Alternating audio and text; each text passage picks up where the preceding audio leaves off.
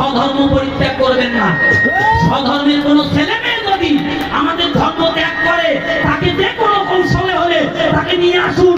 তাকে নিয়ে আসতে যদি প্রাণ দেয়, প্রাণ দেবেন,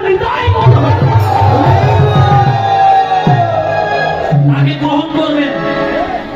তাকে গ্রহণ করলে আপনার ধর্ম নষ্ট হবে না। যদি না পারেন তাহলে আমাকে সংবাদ দেবেন। আমাদের বাংলাদেশে জয়পুরহাট নওগাঁ ডিস্ট্রিক্টে একটা সংগঠন করা হয়েছে বাবা, যুব সমাজের সংগঠন। ধর্মান্তরিত ছেলে মেয়ে যাদের খোঁজ পাওয়া যায় না, আমাকে টেলিফোন করবেন। আমাদের ওই সংস্থা থেকে তাকে উদ্ধার করার ব্যবস্থা করা হয়।